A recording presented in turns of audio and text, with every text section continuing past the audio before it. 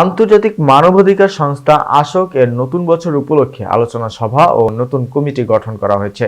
রাজধানী আজিমপুরে আন্তর্জাতিক মানবাধিকার সংস্থা আইন সহায়তা কেন্দ্র ও ফাউন্ডেশনের সহকারী পরিচালক আমজাদ শেখ নতুন বছর উপলক্ষে আলোচনা সভা এবং চকবাজার থানার নতুন কমিটি প্রদান করেন।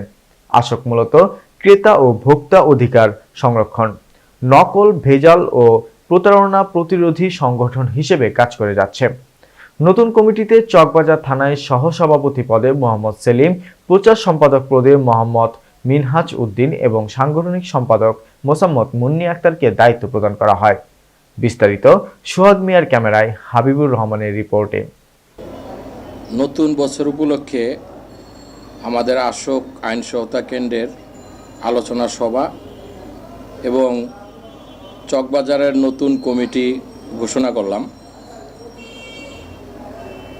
এই নতুন কমিটির জন্য সবাই দোয়া করবেন, তারা যেন ভালো কাজ করতে পারে এবং আপনাদেরকে ভালো কিছু উপহার দিতে পারে।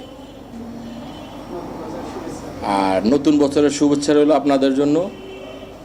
আমাদের কলা কৌশলী থানা ওয়ার্ডের যারাই আছেন সবাইকে নতুন বছরের শুভেচ্ছা এবং অভিনন্দন রইল। নতুন কমিটির নতুন সদস্যদের জন্য নতুন বছরের পরামর্শ কি? হ্যাঁ, এটা সুন্দর প্রশ্ন করছেন। নতুন কমিটি দেওয়ার মানে হলো তারা নতুন কিছু করে দেখাবে। জনগণ যদি তাদের পাশে থাকে তারা অবশ্যই ভালো কিছু করে দেখাতে পারবে।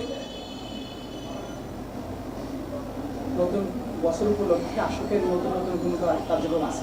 জি জি আছে।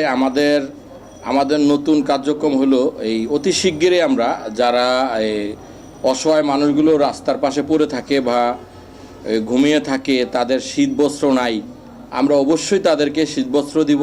এই 4-5 দিনের ভিতরে আমাদের উদ্যোগ আপনারা অবশ্যই দেখতে পারবেন।